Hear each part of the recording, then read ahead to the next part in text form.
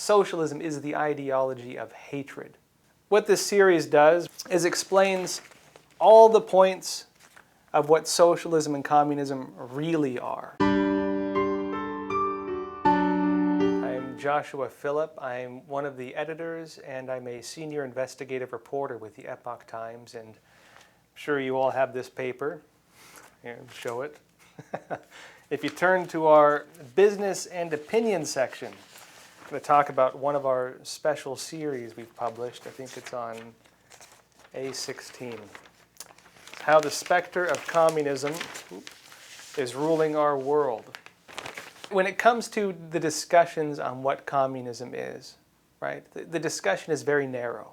The discussion is usually just on the economy, just on whether it works as a practical system. Communists, people who support these ideas often argue it on a moral and emotional level.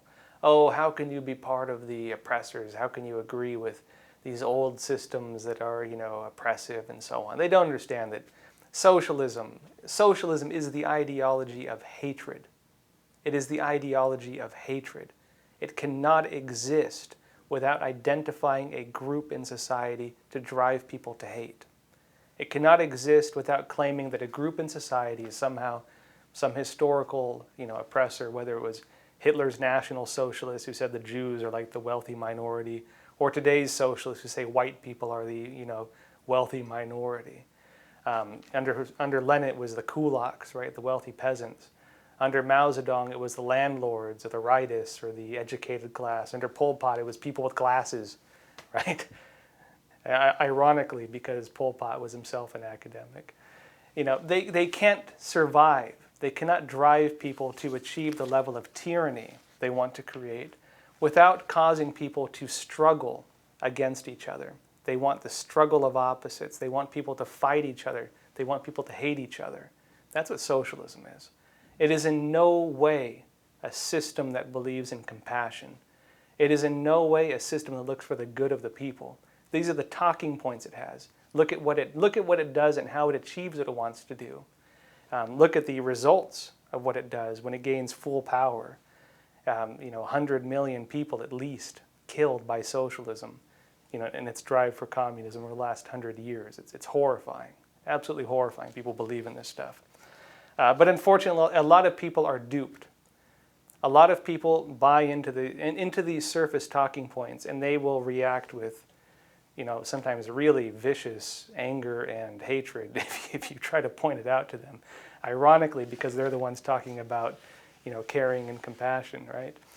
And so what this series does, what the Specter of Communism, the series The Specter of Communism is Ruling Our World series does, is explains all the points of what socialism and communism really are, what their true nature is, how they achieve their goals, how they make their arguments, how they frame their ideas in ways that dupes people, that has people fooled.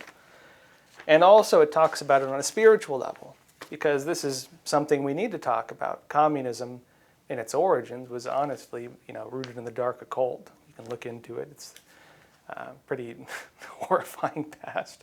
But we talk about it here. No one talks about that for some reason. It's one of the major pieces of it. And if you look at its promotions of atheism, look at its active and vicious, extremely vicious violence against religious believers, not just Christians, but even Buddhists, Taoists, Confucians, Falun Gong practitioners. Communism has sought to destroy them. Communism tries to destroy anyone who believes in traditional values. Anyone who believes in the existence of God is targeted by them for destruction. They will selectively hold up groups during different phases, depending on which society they're trying to destroy at any given moment, right?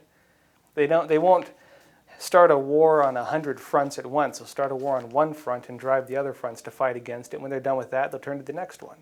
That's what they do.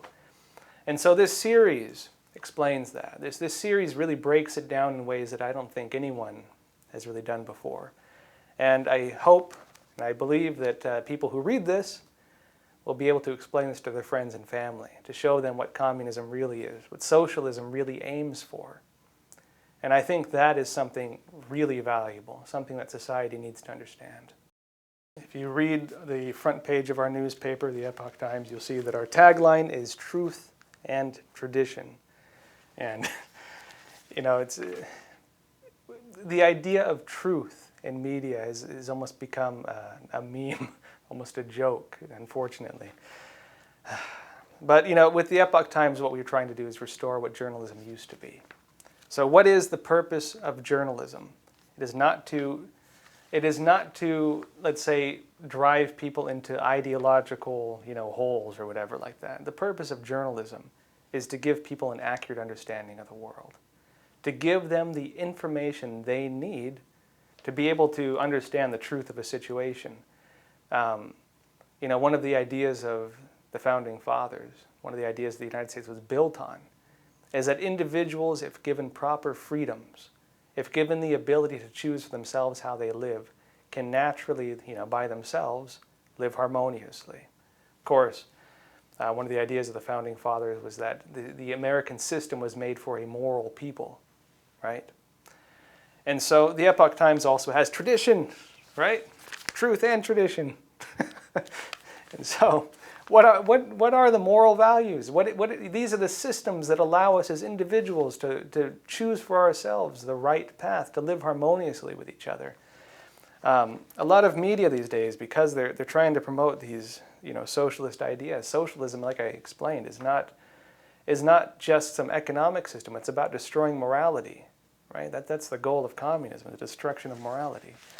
So one thing we at the Epoch Times try to do is restore, let's say, these moral foundations. Show people what is the way back. Show people what a moral person would do when faced with the trials of life. That we as individuals don't need to try to change the world to conform to our likes, but to instead, as individuals, learn to be good people, right? To learn to be good people when facing the hardships of the world. This is what it means, I think, to be a moral person. That during conflicts we can look inside ourselves and say, what is the right thing to do for me in this situation? To not follow blindly all the crazy trends that take place all the time in this world. So the Epoch Times is trying to restore not just traditional journalism, but also to restore some concept of traditional values. I think you'll enjoy our features section, which go into this. We talk, about traditional stories, ancient Greek mythology and Roman Stoicism, and traditional beliefs and principles of, let's say, good moral refinement, right? The good old values this country was built on, the things that our founding fathers hoped that we would keep. So I hope you all enjoy what we have, and let us know what you think of it as well. If you think we're missing anything, feel free to tell us. We're not some detached silo. Let us know what you think. We'll listen to you.